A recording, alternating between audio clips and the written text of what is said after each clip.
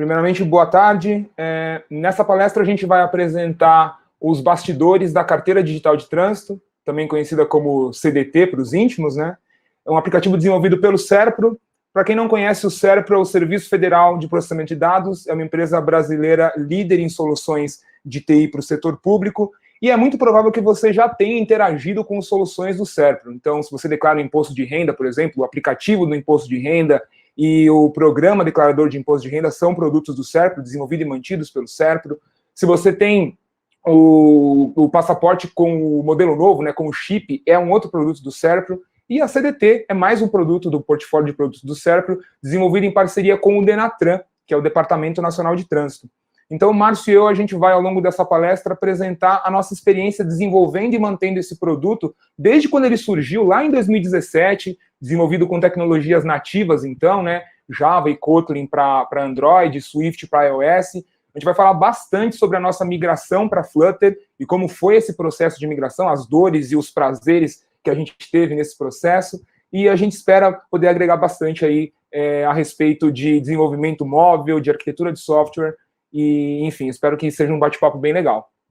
Me apresentando rapidinho, meu nome é Marco Porcho, eu sou analista de sistemas do SERPRO já há 12 anos, e desses 12 anos eu passei 7 anos desenvolvendo, os últimos 7, desenvolvendo majoritariamente soluções mobile. Então comecei com Java lá para Android em 2012, mais ou menos, acho que 2012. Depois migrei para Kotlin no Android ainda, depois Swift no iOS, e ultimamente quase tudo que eu desenvolvo é em Flutter. Eu gosto bastante do framework, sou bastante apaixonado por ele, e espero poder contribuir aí com vocês. Eu sou formado pelo ICMC USP, pela USP de São Carlos, encontrei bastante gente de São Carlos aí no evento também, conversei com bastante gente, muito bacana. E eu sou entusiasta de home office, eu trabalho em home office já há bastante tempo, já bem antes da pandemia, e curto muito board games e música, não necessariamente nessa ordem. Eu vou pedir para o Márcio se apresentar agora e ele vai seguir com vocês, e mais para frente eu volto para a gente conversar mais um pouco. Bom, meu nome é Márcio Fraise Davi, eu também trabalho no SERPRO há mais de 12 anos, aí, vai fazer 12 anos, na verdade, agora em abril. Sou formado em Ciência da Computação pela PUC, só voltar aqui. E eu trabalho principalmente com Java, mas trabalho com várias tecnologias, estou sempre estudando alguma coisa nova. Atualmente estou estudando Clojure, estou estudando Haskell, e também participei desse projeto, principalmente na migração. Quando a gente foi migrar para Flutter, eu tive uma participação bastante ativa nesse projeto. Tem alguns projetos pessoais também, tem meu site, segunda.tech, eu tenho um podcast também sobre arquitetura de software, que eu faço junto com outro colega do SERPRO, que é o Page Podcast, quem quiser conhecer aí depois. E, bom, a gente vai falar aqui, inicialmente, né, vou apresentar um pouco sobre o que é a Carteira Digital de Trânsito, o que é a CDT. Depois a gente vai entrar mais na parte de arquitetura e tecnologia e tudo mais. E, poxa, eu só vou precisar que você me passe o slide, cara, que aqui não está rolando. Bom, o app da CDT, eu vou apresentar rapidamente o produto, já meio focado em tecnologia e tudo mais que a gente vai falar a seguir, tá? Então a gente vai falar bastante de Flutter, vai falar bastante de arquitetura, mas eu preciso contextualizar o nosso cenário aqui, né? Então, o app da CDT, ela tem várias funcionalidades. As principais são versões digitais da sua CNH e do seu CRLV. O CRLV é aquele documento de porte obrigatório, né, que você tem que andar no seu veículo, no seu carro, na sua moto. Então você tem versões digitais no seu dispositivo com validade jurídica. Então a CNH digital ela substitui a CNH física e o CRLV digital também substitui o CRLV físico. E a gente tem uma série de segurança e tudo mais para permitir isso, né? Uma outra funcionalidade legal é o compartilhamento do CRLV. Então se você tem um veículo no seu nome, mas outra pessoa também dirige seu veículo, né, sua companheira, seu filho, sua filha, alguém que você compartilha o veículo, você consegue compartilhar o CRLV com essa pessoa e ela consegue também ter uma cópia digital, também válida ali no dispositivo dela.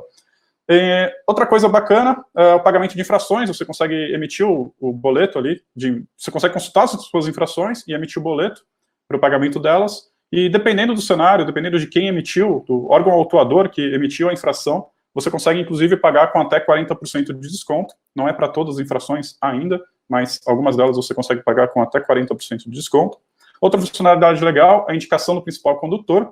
Então, se outra pessoa costuma dirigir o seu veículo, né, tá no seu nome, mas quem dirige no dia a dia é outra pessoa, você consegue indicar ela como sendo a principal condutora, através do app. Aí, a partir do momento que ela aceita essa indicação, qualquer eventual multa que iria para o condutor do veículo vai automaticamente para essa pessoa. Inclusive, a pontuação das infrações também vai para essa pessoa, né?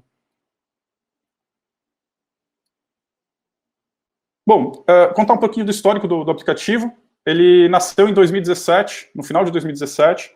A primeira versão, ela chamava CNH Digital, e tinha só a CNH Digital, e foi quase que um MVP, feito muito rapidamente, assim, e na época a gente optou por fazer em Java, no Android, e Swift, no iOS, que eram as tecnologias que a gente tinha mais conhecimento ali. A gente já poderia ter feito em Kotlin, né, mas a gente tinha muito pouco tempo para fazer, o time não estava muito acostumado ainda com Kotlin, então a gente foi para o Java mesmo, no Android. Mas em 2018, o time já se sentiu mais à vontade para fazer a migração de Java para Kotlin. Então, nesse momento também a gente ganhou a CRLV digital, e aí nesse momento o aplicativo também mudou de nome, passou a ser a CDT, né, Carteira Digital de Trânsito. E aí, a terceira e maior evolução que a gente fez em termos de tecnologia foi no final de 2019, e o que aconteceu foi que o cliente pediu uma mudança bem radical, assim, em todo o design do aplicativo, todo o UI, todo o UX, novas funcionalidades, muita coisa ia mudar no aplicativo mesmo, assim, não tinha muito como fugir de quase uma reescrita do aplicativo. E aí, nesse momento, a gente também tinha um backlog gigante de funcionalidades que o cliente queria colocar, e a gente começou a discutir ali entre a liderança do time, como é que a gente faz aqui para conseguir escalar nosso time, porque a gente tinha basicamente 2 pessoas trabalhando no app, uma acabava trabalhando no app no iOS, outra trabalhava no Android, e o nosso backlog ia ser muito difícil da gente dar conta só com 2 pessoas e tendo que manter 2 bases de código separadas.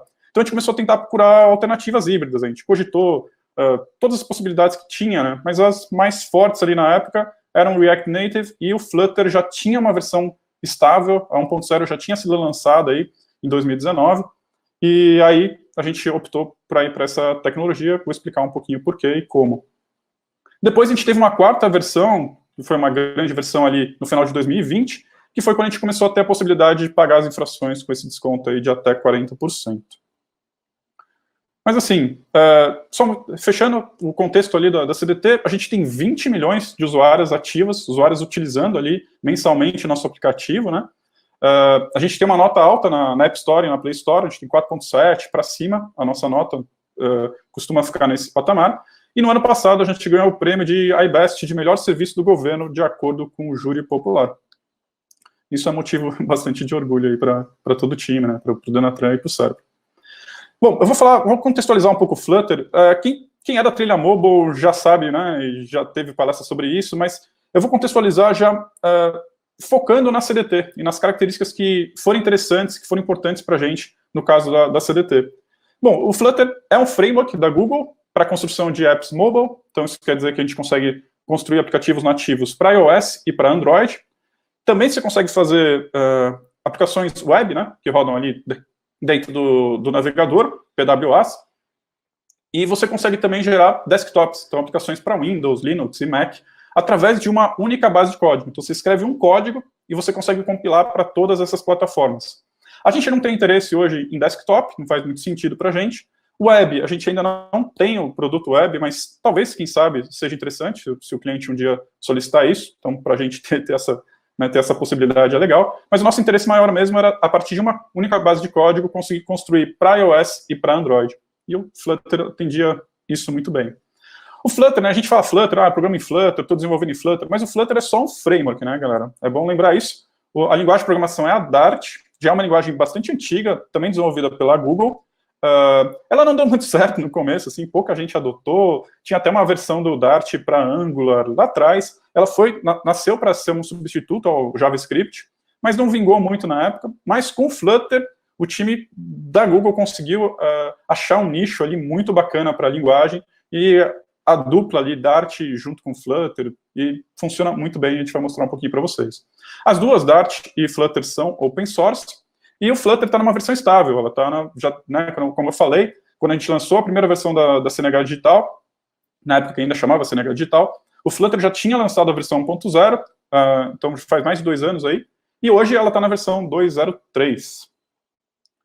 E mais um pouquinho assim, sobre algumas características bacanas, assim, né? O Flutter ele permite o desenvolvimento muito rápido, graças ao hot reload. Acho que não vai dar para ver direito o código aí, mas o que está acontecendo aqui é que a pessoa está alterando o código, está alterando a cor ali através do código, né, de azul para verde, e quando ela salva o código, automaticamente no emulador, no caso do Android, ou no simulador, no caso do iOS, esse código, só esse trechinho desse código, só aquela função que você alterou é recompilada, e graças à VM do Dart, ele consegue injetar só essa pequena alteração no seu código, e a sua aplicação instantaneamente vai refletir aquela alteração.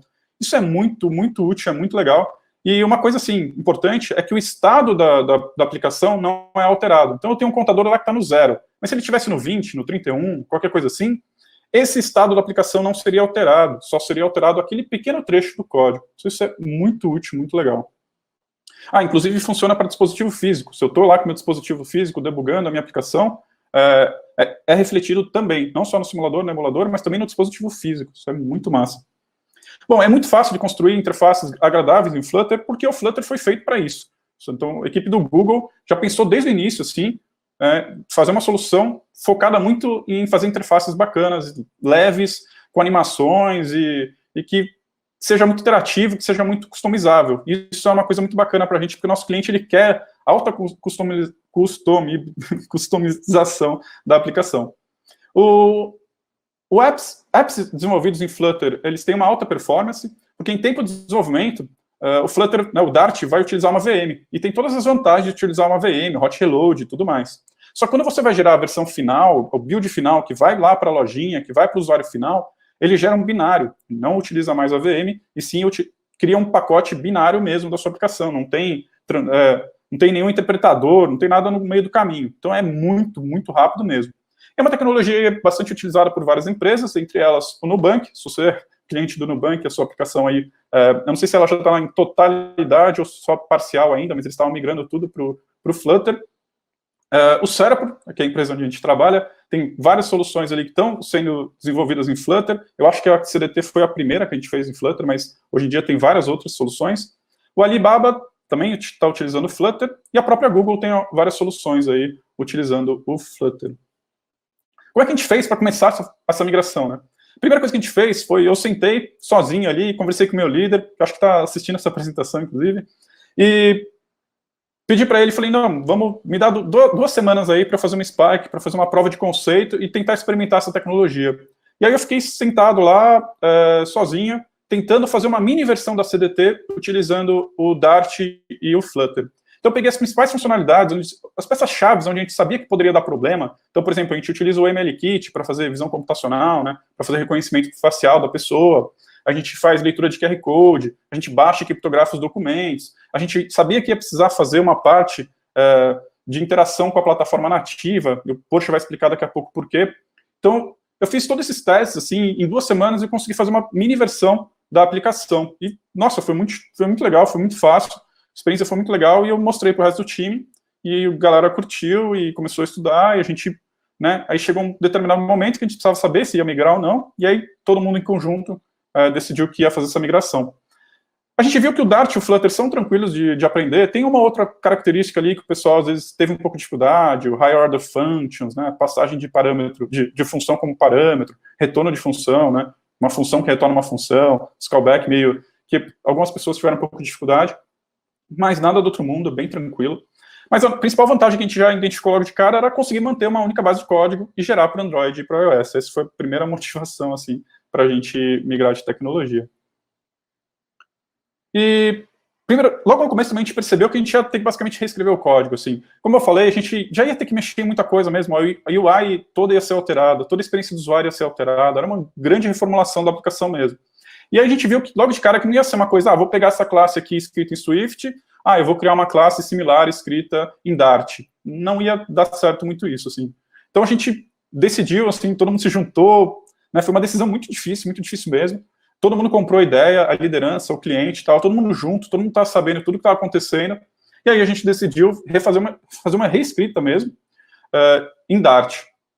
Hoje em dia a gente vê que tem uma série de ganhos, foi difícil, não foi fácil não, mas hoje em dia a gente vê que tem uma série de vantagens, a gente consegue evoluir a arquitetura e o nosso sistema de uma forma bem legal. Então, valeu a pena essa troca. Uma outra coisa que a gente viu desde o começo era a parte de integração contínua. Desde o dia zero, a gente falou, não, a gente quer fazer integração contínua, a gente quer fazer testes automatizados, a gente quer gerar build de forma automatizada. Nem eu falei, a CNH, primeira versão lá, o MVP desse produto, ele tinha que ser feito muito rápido, assim, a gente não teve muito tempo para preparar muita coisa.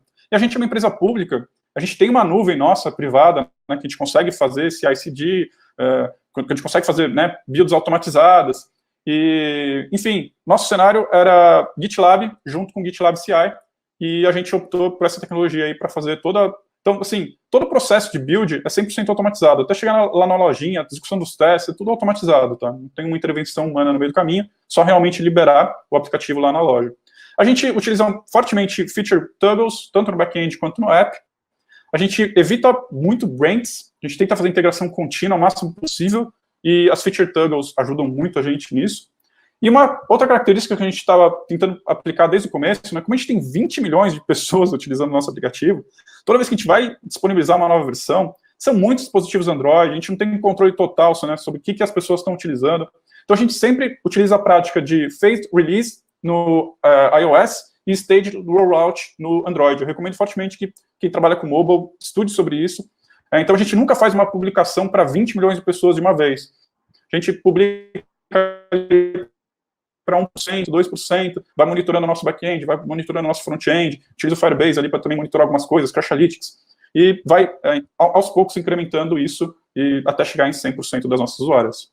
Bom, falei bem correndo aqui, mas vou passar agora para o Porsche para dar continuidade aí para a apresentação. Manda bala, cara. Valeu, Márcio. Bom, como o Márcio disse, a gente optou por reescrever o código ao invés de simplesmente traduzir. E o que esperava a gente a partir desse momento era um desafio bem maior, que era o seguinte, garantir que os 3 milhões de usuários, e era essa a quantidade de usuários que a gente tinha à época da migração para Flutter, pudessem migrar do modo mais suave possível. E o que significa migrar do modo mais suave possível?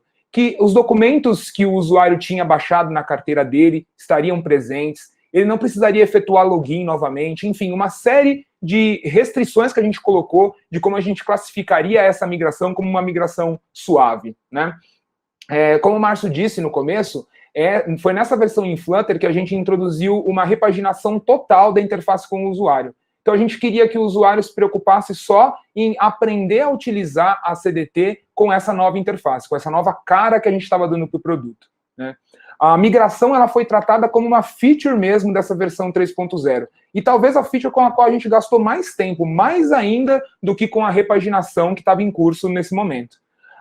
Como vocês devem saber, todo mundo que desenvolve em Flutter, Flutter tem centenas, talvez milhares de plugins de altíssima qualidade e muitos deles a gente utiliza no dia a dia da CDT. E os plugins fazem as mais variadas coisas, desde acessar um serviço REST até renderizar um componente mais estiloso na tela. O problema que a gente tinha, ou melhor, que a gente enfrentou quando a gente migrou, foi que muitos desses plugins a gente não pôde utilizar, dado o nosso contexto de migração, né, dado o nosso contexto de um aplicativo que era nativo e que a gente estava migrando para Flutter. E é sobre isso que eu gostaria de falar com vocês agora. O primeiro plugin com o qual a gente enfrentou problemas foi o LocalAuth, que é um plugin muito utilizado no Flutter para leitura de biometria. Então, para desbloqueio, utilizando a digital, utilizando reconhecimento facial. E qual que é o problema com esse plugin? Que, na verdade, era um problema, de novo, no nosso contexto. Na versão Android dele, ele utiliza a biblioteca Biometric do Google por debaixo dos panos. Então, a implementação Android se vale dessa biblioteca. E essa biblioteca não oferece suporte a dispositivos mais antigos. Quando eu digo antigos, eu digo dispositivos de 2014, que ainda hoje em dia são utilizados por usuários da CDT. Essas duas imagens que eu coloquei aí na tela são de 2 dispositivos desse ano, 2014, né, e que os usuários usaram para instalar a CDT pela primeira vez nessa quantidade que vocês estão vendo aí. Então, 5.831 pessoas, por exemplo, só nos últimos 30 dias utilizaram o Samsung S5 delas para instalar a CDT pela primeira vez. E qual que é o problema com esses aparelhos? A biblioteca Biometric não consegue ler o sensor deles. Então, a gente ficou com uma dura decisão na mão, né? Será que a gente poderia deixar órfãos esses usuários da CDT, que na época eram números bem maiores do que esse, já que essa é uma fotografia atual, O cliente disse que não, que era desejo dele que esses usuários pudessem continuar desbloqueando a carteira com a digital. Então, o que a gente resolveu fazer nesse cenário? A gente resolveu desenvolver o nosso próprio plugin, objetivando o público Android, né? Target desse plugin era o público Android, que permitisse uma compatibilidade melhor com dispositivos mais antigos. Por debaixo dos panos, a gente usa uma outra biblioteca do Android, chamada Reprint, que oferece suporte para uma gama maior de dispositivos, especialmente de dispositivos mais antigos, e aí a gente conseguiu fazer essa migração, proporcionar para esses usuários de aparelhos mais antigos a possibilidade de migrar sem grandes problemas nesse ponto. A gente, inclusive, viu que essa reprint foi depreciada no começo de fevereiro, então é bem provável que a gente tenha que lidar com esse mesmo problema novamente no curtíssimo prazo ainda. O segundo plugin com o qual a gente enfrentou problema é um que eu tenho certeza que todo mundo que desenvolve em Flutter utiliza, que é o Shared Preferences. Como o próprio nome já diz, esse plugin é utilizado para recuperar as preferências do usuário, que tem esse nome Shared Preferences no mundo do Android, e NS User Defaults no mundo do iOS. E qual que é o problema com esse plugin? Ele faz algumas suposições. Então, no Android, ele supõe que você vai usar um arquivo com o nome Flutter Shared Preferences. E no iOS, ele supõe que você vai buscar as preferências e que elas vão ter um prefixo com o nome do Flutter. Obviamente, a gente não atendia nenhuma dessas condições. Quando a gente desenvolveu a CDT lá em 2017, né, quando começou a desenvolver a então CNH digital em 2017, a gente nem sabia o que era Flutter, né? A gente não usou esses arquivos e esses prefixos. Então, esse plugin não atenderia a gente. A solução dessa vez não foi criar um plugin, mas sim usar o mecanismo Platform Channels, que salva a nossa pele toda vez que a gente precisa conversar como nativo. Então, a gente faz uma camadinha em Dart e a gente faz uma implementação lá em Kotlin e em Swift, possibilitando que essas preferências sejam recuperadas quando a gente precisa delas. Esse daí é código real, é um trechinho de código que existe mesmo na CDT, né? E aí a gente faz essa recuperação das propriedades e, idealmente, esse código ele roda uma vez só quando o usuário faz a migração. Só quando o usuário de uma versão 2.x do produto instala uma versão 3.x ou 3.0 ou superior. E a partir daí a gente usa o bom e velho Shared Preferences para recuperar as preferências do usuário e a gente não tem muitos problemas com isso. O outro problema que a gente enfrentou não foi com um plugin específico, mas sim com uma gama de plugins, e esse é um problema que a gente ainda enfrenta nos dias de hoje, eu vou detalhar isso um pouco mais para frente. E o problema é o seguinte: alguns plugins do Flutter demandam uma API específica no Android. O que é a API do Android? É a versão do sistema operacional. Então, por exemplo, 2 plugins que a gente utiliza na CDT para armazenamento seguro de dados e para reconhecimento facial exigem uma API bastante alta para os padrões da CDT. O Flutter Secure Storage, que é o plugin que a gente utiliza para armazenamento seguro, ele pede API 18. E o Firebase ML Vision, que a gente usa para reconhecimento facial, pede API 21. Nas versões nativas do aplicativo, a gente oferecia suporte para API 16, para Androids bem antigos. Então, qual que era, frente a esse problema, a coisa mais fácil a se fazer? Suportar só a API 21 para cima. Só que a gente fez uma análise com base dos dados da lojinha, na época, e a gente viu que a gente ia perder centenas de milhares de usuários se a gente fizesse isso. Isso em 2019. E, atualmente, a gente enfrenta um problema bem semelhante. Se vocês visualizarem esse gráfico, não sei se está muito pequeno, talvez esteja, mas nesse gráfico mostra usuários atuais da CDT que tem Android 4.3 instalado, 4.4, e é bastante gente, é muita gente, né? Então, a gente ficou pensando se não tinha alguma outra forma de solucionar esse problema. A gente não queria deixar essas centenas de milhares de usuários órfãos da CDT.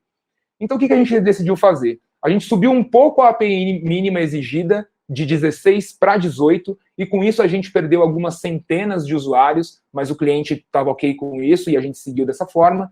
E somente quando o usuário acessa uma funcionalidade que requer, de fato, validação facial, é que a gente faz uma verificação em tempo de execução e verifica, então, se a API mínima, se a API do Android dele é API 21 ou superior. E se não for, a gente mostra um alerta para ele e orienta o que ele pode fazer a respeito. A gente classifica que dessa forma a gente não penalizou o usuário que tem um sistema um pouco mais antigo instalado e ao mesmo tempo que a gente oferece um recurso bastante interessante, né, um recurso bacana para todo mundo que tem um aparelho um pouquinho mais moderno, que tenha uma API um pouco maior do Android, né?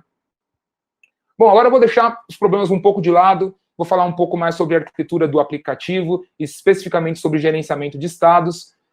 No início, quando a gente começou a desenvolver em Flutter, a gente usou o bom e velho setState, que acredito que seja um modo que todo mundo aprende quando está lá desenvolvendo com o Flutter. É um modo, inclusive, usado para ensinar o ciclo de vida dos componentes do Flutter, e é muito fácil entender esse ciclo de vida a partir do ponto de vista do setState, né, do ponto de vista do gerenciamento usando o setState. Só que a gente logo percebeu que usar setState não era escalável para a nossa aplicação, porque a gente tinha telas bastante complexas, que requeriam o consumo de diversos serviços e diversos widgets que interagiam entre eles. Então, a gente começou a estudar outras formas de fazer esse gerenciamento de estados do nosso aplicativo. O Flutter não é nem um pouco prescritivo quanto à forma que você pode utilizar para gerenciar estados de uma aplicação Flutter, né? Na documentação, ele faz um ótimo trabalho de curadoria, então você vê as diversas formas de gerenciar estados lá listadas. Eu coloquei algumas aqui, que foram as que eu encontrei na documentação atual, mas existem muitas outras. Por exemplo, o RiverPod, até poucos meses atrás, não estava presente, hoje em dia já está. E dentre todas elas, a gente escolheu o MobX. Em grande parte por 3 motivos. É muito fácil escrever coisas em MobX a partir do momento que você entende como ele funciona. É muito testável. Nos primeiros exemplos que você vê de MobX, você logo vê como testar componentes utilizando o MobX, e testes é uma coisa que a gente leva muito a sério na CDT. E também ele evita, melhor dizendo, que você escreva muito boilerplate. Na época que a gente estava estudando outras formas de gerenciar estados, a gente viu algumas que você tinha que escrever muita coisa para acontecer pouca coisa no seu aplicativo, por assim dizer. Então a gente viu que MobX era um caminho bom a seguir. A gente tem utilizado ela desde então, e a gente pode até dizer que a arquitetura nova e a antiga convivem com relativa harmonia. A gente não força o uso da arquitetura nova, utilizando o gerenciamento de estados mais robusto. Para telas mais simples, a gente continua usando o velho setState, e a gente vê que as telas desenvolvidas segundo o padrão novo e velho funcionam e interagem entre si de uma maneira que a gente considera bastante interessante. Uma coisa que a gente introduziu há pouco tempo na CDT foi a utilização de testes AB.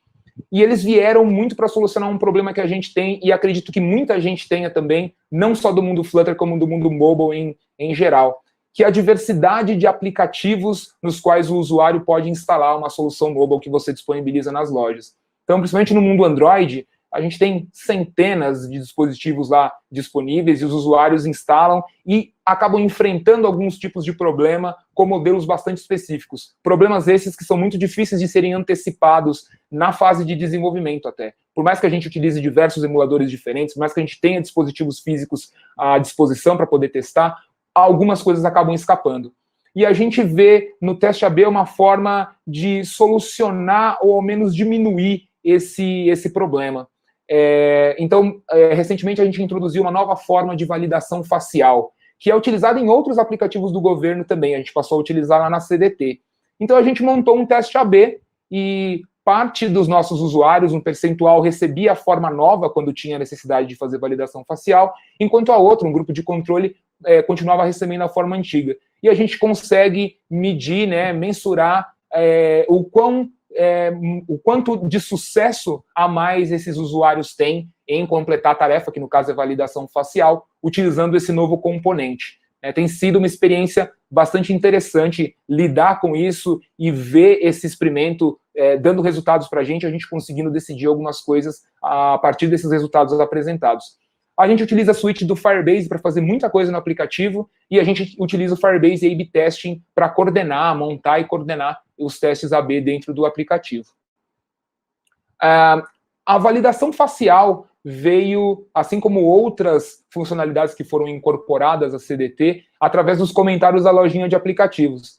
Então, lá no Serpa, a gente tem uma equipe que é dedicada a visualizar, analisar os comentários que chegam na loja de aplicativos. Muitos desses comentários são dúvidas que os usuários estão enfrentando, são problemas que eles estão enfrentando com o aplicativo, dúvidas que eles estão tendo, e eles acabam conseguindo responder grande parte dessas dúvidas. Dúvidas um pouco mais complexas e principalmente sugestões acabam chegando para a gente, acaba chegando para o time de desenvolvimento. E foi o caso da validação facial e do desbloqueio por biometria, que chegaram dessa forma, vindo de comentários das lojinhas, né? As sugestões elas são consideradas e implementadas no aplicativo com frequência, são priorizadas pelo cliente no nosso backlog e são implementadas à medida do possível. Só que vocês devem imaginar que a CDT, sendo um aplicativo do governo, é fortemente pautada por legislação e tem muita coisa que a gente simplesmente não consegue fazer por motivos de segurança, né? Então, esse primeiro comentário que eu coloquei é um comentário real. O usuário estava tendo dificuldades em adicionar um veículo que não era dele na carteira. E por motivos de segurança, na CDT você só pode adicionar um veículo que seja da sua propriedade. Mas existe um recurso na CDT, isso desde a versão nativa, em que você pode compartilhar o documento do veículo com outra pessoa. Que é o cenário que o Márcio citou, de um pai compartilhando com um filho, de uma pessoa compartilhando com a sua companheira. E esse recurso está disponível já há bastante tempo, só que isso deixa uma luzinha acesa para a gente no painel aí, de que talvez ele não esteja tão simples para o usuário de encontrar na CDT e de utilizar esse recurso. Então a gente fica com uma lição de casa para tornar ele um pouco mais simples, talvez. E eu achei interessante que na trilha mobile hoje um colega comentou isso, né? Se o Equifarm for dar cupom, eu quero que a CDT exclua as minhas multas. Então esse é um exemplo de uma funcionalidade que provavelmente vocês não vão ver na CDT em algum dia aí do produto, né? Bom, vou falar um pouco agora quanto ao futuro. A gente está no meio de uma entrega da CDT, a gente está na migração para Flutter 2, e o passo natural seguinte é migrar para Null Safety. Eu, vim do mundo Kotlin e Swift, sinto muita falta do Null Safety, acho que é uma grande adição ao Dart a possibilidade de trabalhar com Null Safety, e é nisso que a gente vai trabalhar no médio prazo, curto médio prazo. Aumentar a cobertura de testes automatizados. A gente teve uma palestra excelente hoje na trilha mobile, com a Angélica e a Aline, falando da importância dos testes, dando um panorama dos testes. E na CDT, a gente leva testes muito a sério, né? A gente trabalha ativamente para aumentar a cobertura de teste, aumentar os cenários de teste que rodam na nossa pipeline de integração contínua. A gente pretende melhorar muito o nosso bot de atendimento também. Parte das dúvidas que os usuários têm já são respondidas pelo bot, parte dessas dúvidas são respondidas pela equipe responsável por analisar os comentários, né, a equipe de suporte nível 1, e parte pelo bot, mas a gente vê que o bot pode melhorar muito ainda. E sempre a gente está adicionando novas funcionalidades, a gente está trabalhando numa release dentro de poucas semanas, né, os ciclos geralmente são de semanas, a gente lança funcionalidades que agregam valor à CDT no sentido de tornar o aplicativo cada vez mais útil. Bom, falando um pouco das lições aprendidas aí ao longo de todos esses anos desenvolvendo a CDT. O Flutter é um framework bastante estável, a gente se sente muito confortável desenvolvendo nele hoje em dia. Eu diria que a CDT tem 90% do código hoje em dia em Dart e os 10% dividido entre Kotlin e Swift, mas eu digo que saber nativo ajuda muito, né? Ajuda a solucionar problemas quando eles surgem, ajuda você a entender como um plugin funciona quando você tem a necessidade de fazer isso. Isso tomando o contexto do nosso aplicativo, né? Um aplicativo nativo, um aplicativo que tem fortes esquemas de segurança envolvido nele. Então, muitos problemas que a gente acaba enfrentando no dia a dia, a gente tem que recorrer ao nativo. Hoje em dia, cada vez menos, eu diria. Mas mesmo assim, saber nativo ajuda e a gente foi beneficiado de ter uma equipe muito forte em nativo. Migração não é para todo mundo. Como o Márcio colocou, o líder do projeto comprou a ideia, né, e a equipe estava muito animada e muito motivada a aprender o Flutter. Eu acho que se você não tem pelo menos esses dois cenários, fica muito difícil de migrar, de simplesmente sair do nativo e ir para o Flutter, porque não é uma tarefa simples, né, é uma tarefa que acho que se paga com o tempo, o que não significa que ela seja simples de ser executada. Bom, seu usuário típico não tem um Galaxy S21 Ultra, ele não tem um iPhone 12 Pro, então o aplicativo ele pode ser o mais lindo possível, mas se ele não tiver uma boa performance, o usuário vai reclamar na lojinha. Então, para vocês terem uma ideia, dentre os 10 aparelhos mais utilizados pelos usuários da CDT, a gente tem 2 aparelhos de 2016 e o restante são todos aparelhos de 2019. Os nossos dispositivos de teste são forçadamente dispositivos mais antigos. Eu uso um Moto G4 Plus para desenvolver, porque eu considero que ele seja mais representativo do celular típico que um usuário tem na CDT do que o meu celular de uso pessoal, que já está velhinho, mas enfim, é um pouco mais moderno do que o Moto G4. E a gente sempre tem isso em mente quando a gente desenvolve a CDT, quando a gente vai testar o produto. Nem todo plugin do Flutter serve para você, outro ponto que eu gostaria de colocar, como vocês viram nos exemplos que eu dei, né, é um problema que a gente enfrenta ainda nos dias de hoje, porque a gente quer manter a compatibilidade com as APIs mais antigas do Android, quer manter a compatibilidade com versões mais antigas do iOS, mas a gente vê que certos plugins aumentam a API mínima e a gente tem que achar alternativas ou outras formas de utilizar aquele recurso que o plugin estava provendo para a gente. Como o Márcio falou, pense na sua arquitetura. É muito importante considerar a arquitetura desde o começo. Então, a gente só conseguiu migrar porque a gente teve preocupação com injeção de dependência muito cedo, desenvolvimento baseado em protocolos, interfaces, no caso. Então, a gente se beneficiou muito dessa preocupação precoce com a arquitetura. E compatibilidade com versões antigas pode ser desafiadora, e sempre é desafiador, principalmente quando você tem um público-alvo muito grande, quando você tem, por exemplo, no nosso caso, 20 milhões de usuários, em que muitos desses usuários têm dispositivos mais antigos, e que é interessante manter o suporte para essas pessoas. Enfim, isso tudo é muito desafiador. Só lembrando que a gente focou em Flutter nessa palestra, porque eu, principalmente, mexo bastante com essa parte de front-end, o Márcio me ajudou e mexe um pouco no back-end também, mas tem uma equipe gigante por trás que faz a coisa acontecer. Então, tem uma equipe dedicada ao back-end, a gente tem a equipe de suporte, tem a equipe de UX, tem, enfim, PO, não vou ficar citando todos aqui, tenho medo de acabar esquecendo alguém, mas tem toda uma equipe gigante por trás da CDT que torna o produto possível, que torna a CDT o que ela é hoje em dia. Bom, eu estou deixando alguns links úteis, são links que a gente consultou lá atrás e que a gente volta neles hoje em dia, quando a gente precisa refrescar a nossa memória a respeito de algum conceito do Flutter, quando a gente quer ver alguma novidade, por exemplo, tem links da documentação oficial aí. E o primeiro é um artigo do Medium que eu escrevi sobre migração para Flutter, já há algum tempinho eu escrevi, mas que acredito que hoje em dia ainda seja relevante, né? Alguns pontos dessa palestra eu acabei deixando lá no Medium também. Muito obrigado para todos vocês que assistiram. Aqui a gente deixa os nossos contatos, a gente quer muito conversar com vocês nas redes sociais, a gente espera vocês lá. E se quiserem tirar foto aí do QR Code, vocês conseguem os links para as nossas redes sociais e baixar essa apresentação também. Muito obrigado.